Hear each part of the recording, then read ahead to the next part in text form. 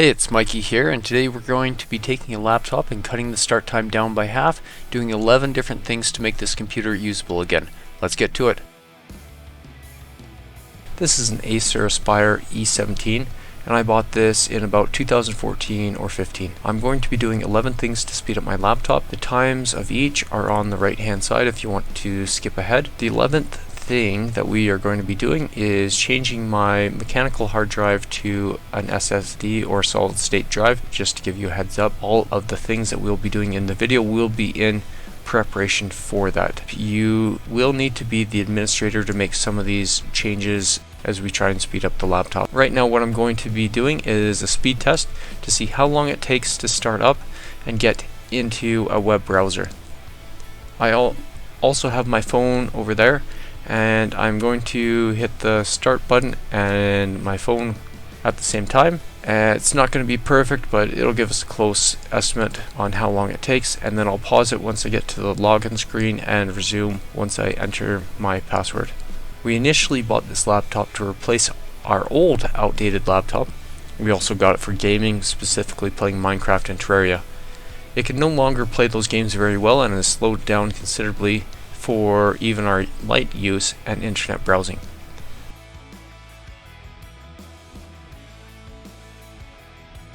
Okay, we are in. Let's start the web browser and see how long it takes to load.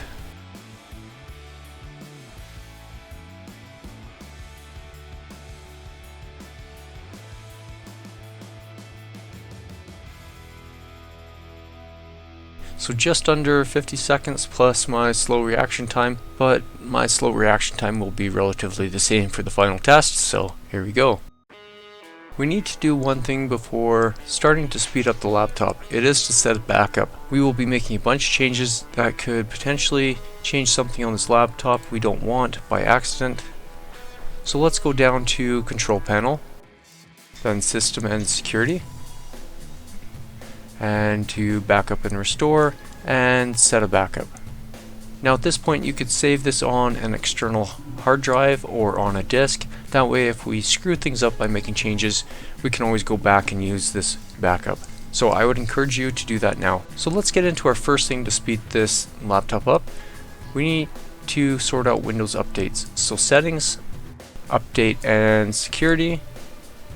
If Windows is out of date, it will be using resources to download in the background when you are trying to use it, which will affect performance. So let's check for updates.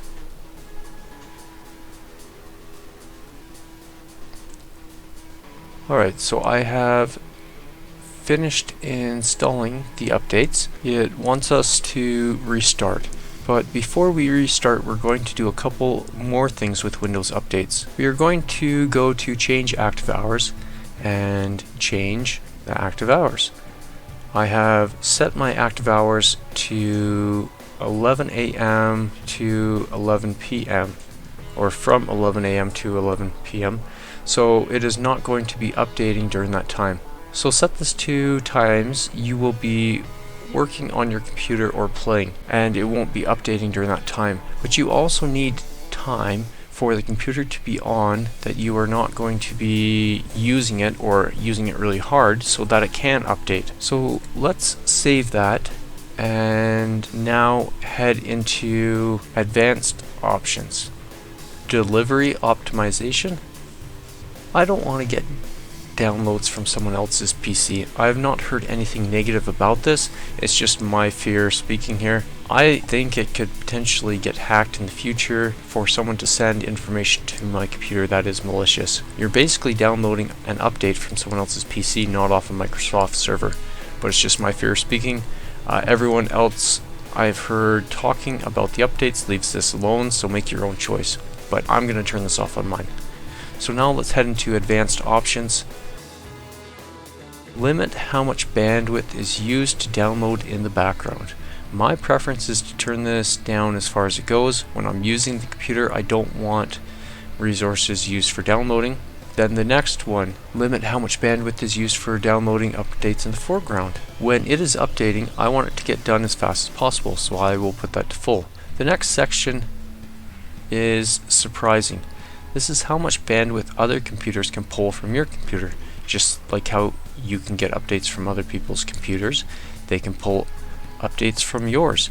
So yes, we want to limit that. This will affect our performance if it is trying to upload an update.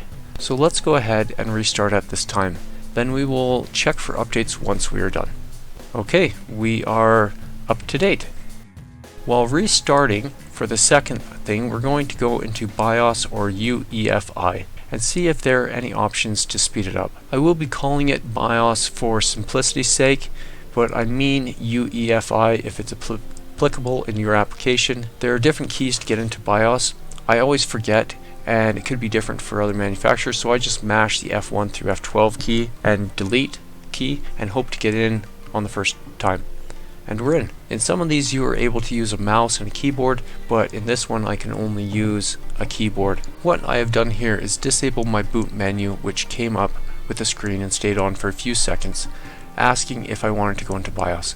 Other computers have options to reduce the time it waits for you to enter the BIOS, and you may also have an option to disable a boot logo. My other computer even has a fast boot option you can select. One of the next things to do is to go into the boot menu and make sure the drive you have your operating software on is first in the boot order. Your computer checks the drive in the boot order for instructions, then on to the second one on the list, and so on until it gets boot instructions.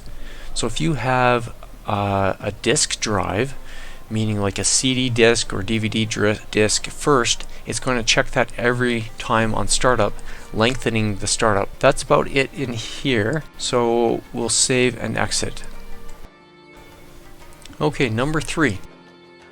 We're back in. We're going to go to Task Manager.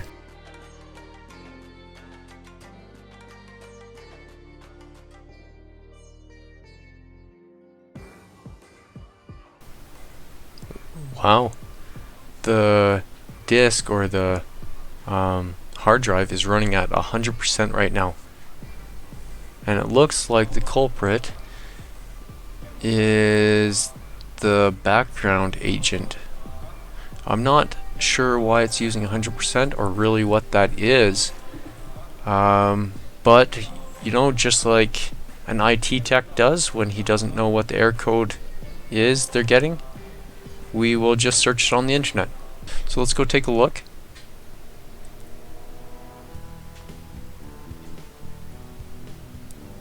It's really, you can see how slow it is. So let's go see what we can find out.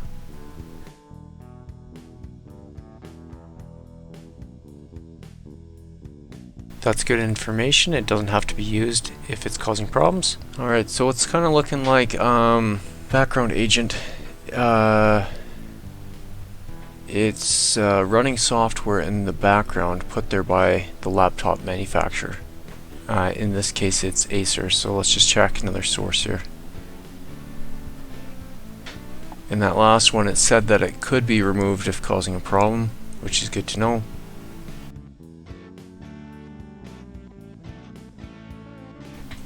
And that one's saying that it is checking for driver updates.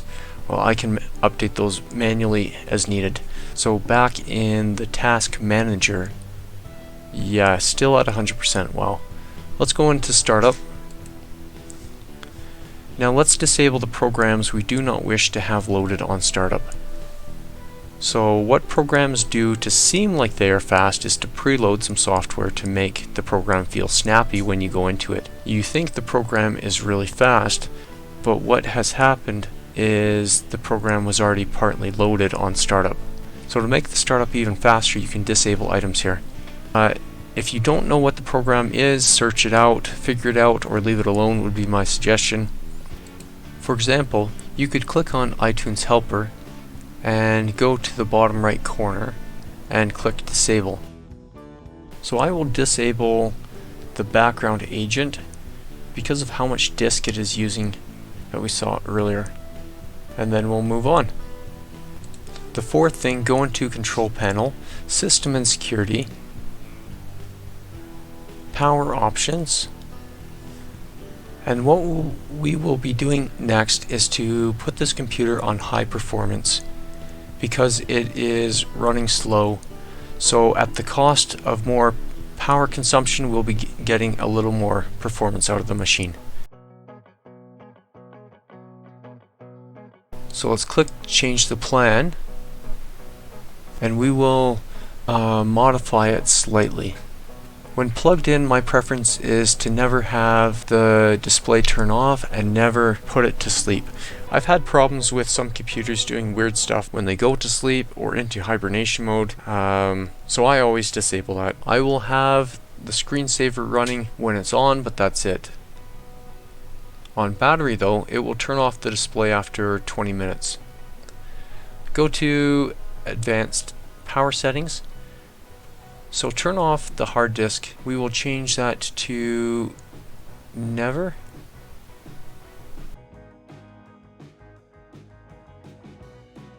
Let's check out the processor power.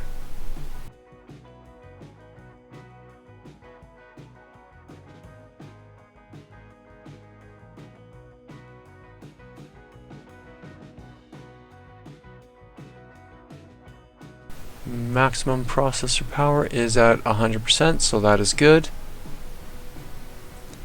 And now minimum processor power is 100%, and on battery is 0. That's good enough. We need to be somewhat energy efficient on battery. Now let's save the changes we have made. The fifth thing we are going to do is go back to Control Panel, then uninstall programs. This is where we are going to take out everything we don't use. This is another place where if you don't know what it does, search it out or leave it alone.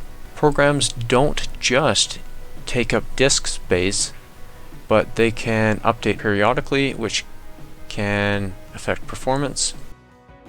So I am just going to go down the list and uninstall programs I don't use anymore. We no longer use Microsoft Office, so I will uninstall that. I'm just going to continue down the list and then I will be back when I'm done. And all this is in preparation because the end goal again is to change the hard drive to an SSD, and what I'm actually going to be doing is I'm going to be cloning the hard drive, so making an identical copy. So I want all the garbage that is on this mechanical hard drive not to get transferred over to the SSD. Number 6, type in app, then go to default apps,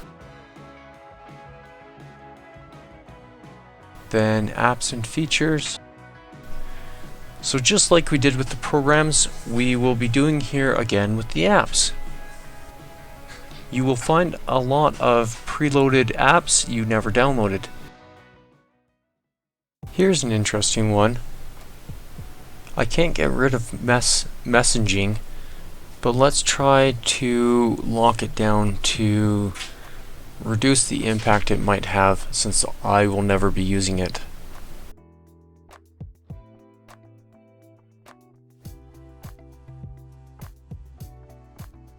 Yeah, I can't get rid of it. So I will continue down the list, but for the sake of time, I'll be back when I'm done. Okay, on to the next one. Let's go to settings, then system. We are going to be turning off tips and tricks here. So notifications and actions. We might be able to get a slight performance gain by turning off some of these. Less running in the background is better, I think.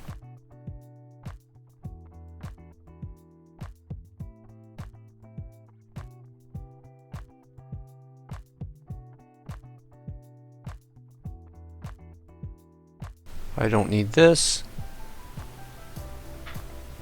and I don't need that. So same things apply here as per step number 5 and 6. Alright, on to the next one. Number 8. We are going to go into storage. We're still in settings here. We are going to empty files we no longer use. You can actually schedule this so it empties the recycling bin and temporary files. So let's configure the storage, and I'm going to do it every month. Not the least impactful, but if I wait for the disk space to be low, then it's probably going to be slow again at that point. Temporary files every 30 days. Yeah, that should be okay. And everything in my downloads folder should be getting moved out, so I'm going to go every 30 days as well. Alright, number 9. The next thing we are going to be doing is a disk cleanup, which you can do here, but we will be getting to it another way so we have more control. So type in disk cleanup.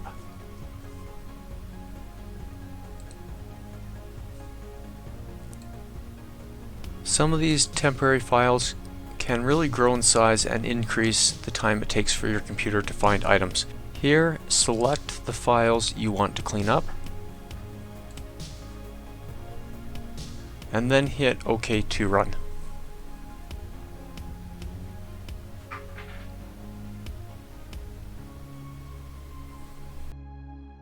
Alright, the disk cleanup is done. Number 10. Now let's go to disk defragment. A couple of notes on this. Your computer runs a disk defragment only if you have a mechanical hard drive. It should run a trim if you have an SSD. Do not run a disk defragment on an SSD. It will wear it out much faster because they only have a limited number of read and write cycles. This can really help out on a mechanical hard drive because you have mechanical arms moving across the disk platters to access data, and it can really be spread out. It would be like having open and partly eaten packages of Oreos around your house and you wanting to count the number of Oreos you have. Having them in one place would be faster. Disk defragment helps sort out the location of data to one area of a platter to reduce the time it takes to access it. So let's go ahead and hit analyze. Now SSD trim works differently, but the end result is to improve SSD performance. Go ahead and run it. Hit optimize.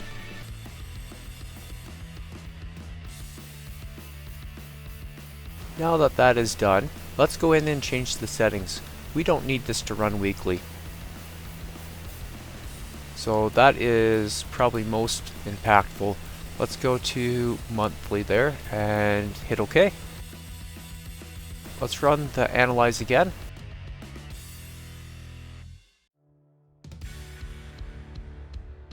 And it came back 0% fragmented, so that's perfect. We are done in here, on to the next step.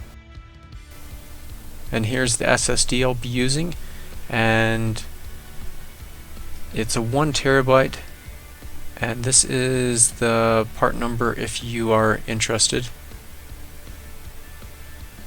So this is the SSD we'll be using to clone our old drive. There are a couple of things that we need to do next. We need to get some cloning software, and we need to disable our virus protection security system, whether that be Windows Defender or something else. For cloning software, there are free versions, there are versions that say that they're free, there are paid versions. I ended up, after trying multiple free versions, going with a paid version. I couldn't get a free version to work. Ease US or Ease Us, they offered a free trial for cloning the software, but when I went in to use it and clicked on the clone, it came up with a link to pay. Even though they offer a free version, it does not allow you to clone for free. This is the farthest I could get cloning the hard drive before a security window would pop up in the right hand corner. I ended up figuring it out by clicking down on my notifications and clicking on the unauthorized changes. And you can see how many times I had tried this and it had blocked me.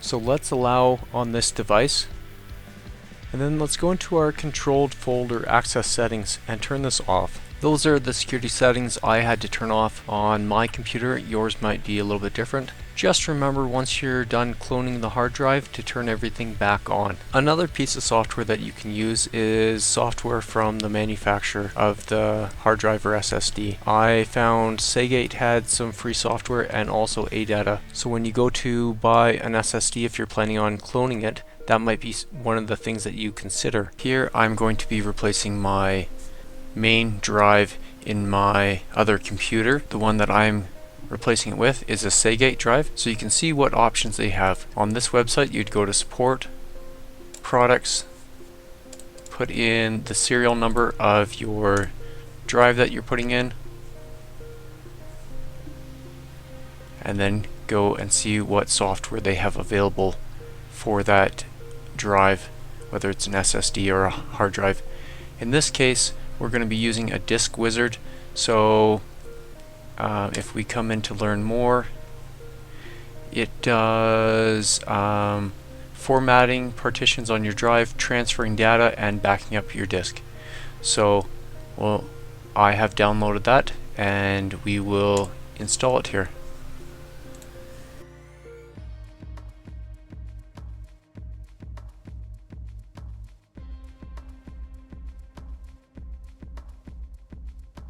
Let's go to Tools, Clone Disk.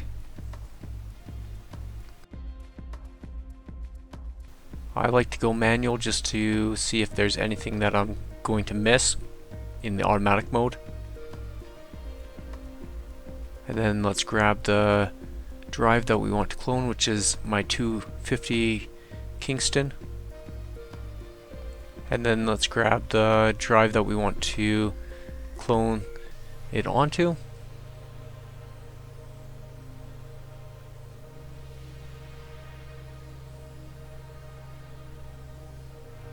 Again, I'm just going to go manual just to make sure there's nothing I'm missing. You could go proportional, it doesn't matter.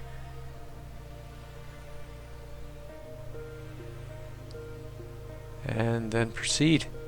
And if everything goes good and your security system's not fighting you like mine was with my laptop, then we should be done in a while. I'm speeding up the video footage, so yours will take a lot longer than this. And we're done. Let's go to this PC, and it's showing the C and the B, so both drives are showing that it's got data on them. The C is our HHD, or our mechanical hard drive, and then the B is our SSD that we just cloned to. Perfect. So what I'm going to do now is I'm going to turn the Window Defender setting back on to protect the files. On to the fun part, replacing the SSD. So I've never had a laptop apart before, so let's see how it goes. The first thing that we need to do is remove all the screws on the back to get access to the battery. Some laptops have a little cover that you can take off, but this one does not.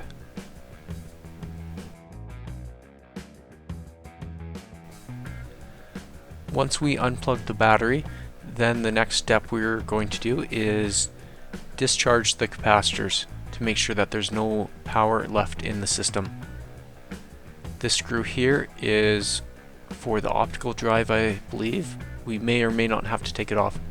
And so far all of the screws have been the same length. If yours are not, keep track of where they go. Just lifting up here on the side.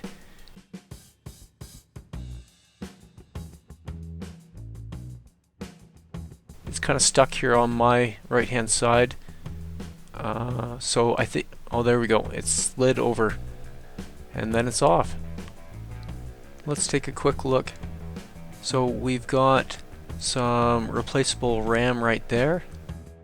There is our cooler covering up the two chips, and here is our battery cable. Let's just pull that off,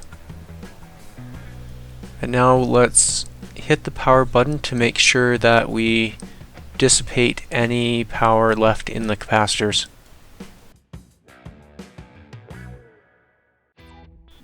now we can get out the hard drive. It is located right there. I'm going to flip this around so we get a better view. I'm going to start with removing these screws on the back.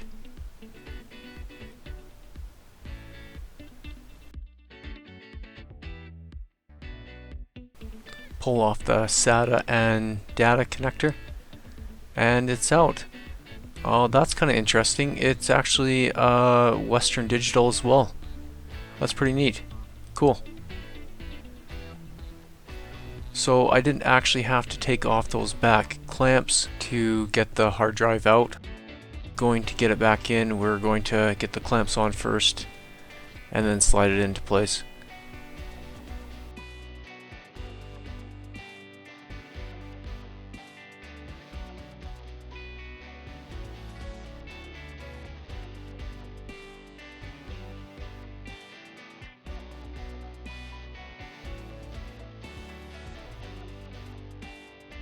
Okay, it's ready to go back in. Let's make sure we plug in the power and data, or data, however you want to say it, cable.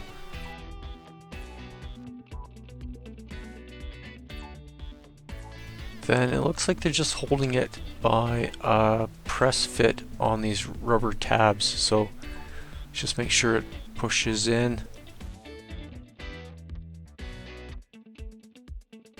And there we go. So while I've got the back off the laptop, I think now is going to be a good time to replace the thermal paste on the CPU and the GPU right here. Let's go ahead and get this cooler off. Start with unplugging our CPU fan cable, and I know from experience that if you don't plug this back in, your computer will overheat. So make sure at the end that you plug in the fan cable. The thermal paste can get hard over time and not transfer heat properly. If the thermal paste is not transferring heat properly, your temperatures can get over a certain threshold and it can thermal throttle, meaning that it limits performance. So I think now is as good of time as any to take care of that potential issue as well. It's pretty stuck on the board here. I don't want to damage anything, so I'm going to try to carefully just apply some pressure as I'm working it off.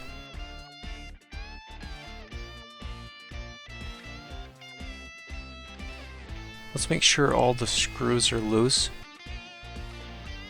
And just applying some pressure, carefully rocking it. I don't want to pull off a chip, which is what you can do if you're not careful. There, and it's off. Wow, that was really stuck on. I'm going to get the thermal paste cleaned off on the heatsink and then on the dies on both the CPU and GPU. One thing to notice here is that both the CPU and the GPU chip are soldered on, so they can't be replaced. We're going to be using isopropylene alcohol to clean off the thermal paste.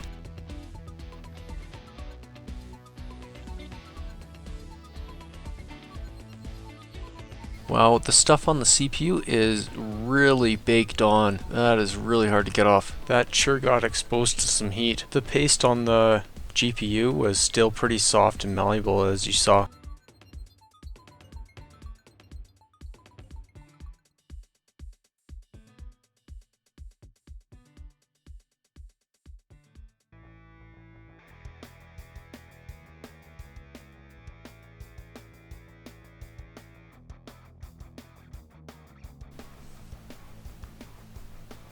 You know what? A metal screwdriver is not what I should be using. I'm gonna try and find something else. I'm going to use the hard end of this zip tie. The plastic will be softer than the copper heatsink, so it's not gonna scratch it up.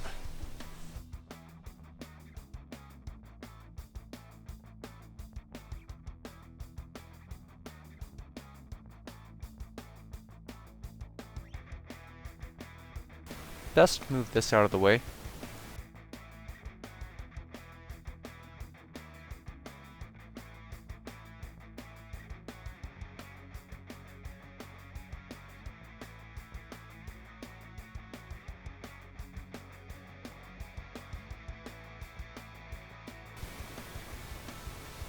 I have some Arctic Silver 5. There is a lot of thermal compounds out there that you can use, and some that are better. This is what I have, so this is what I'm going to use at this time.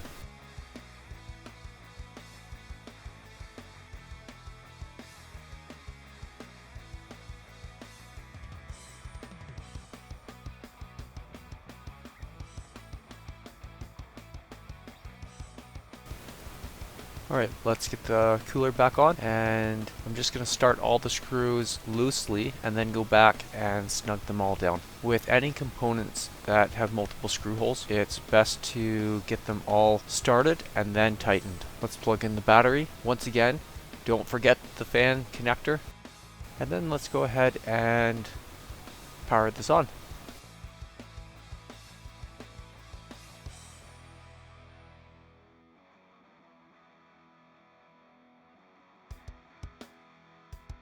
Nice. It recognized the boot information on the SSD. I will get this all back together.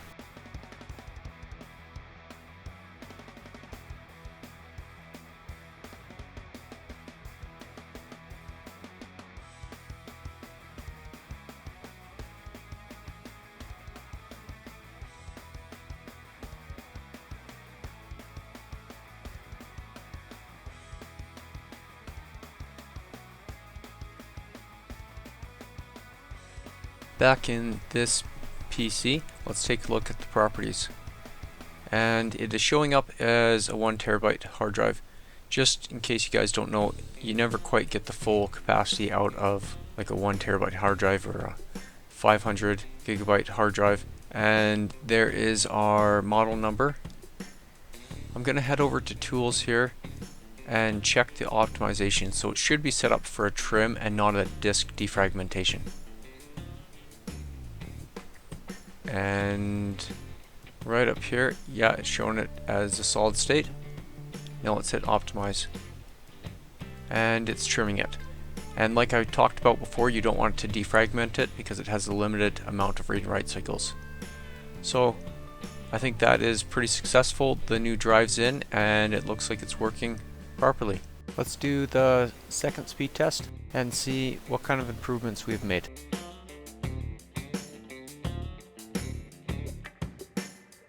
I will pause it here again, just like before, to enter my password. And then we will load up a browser once we get into Windows.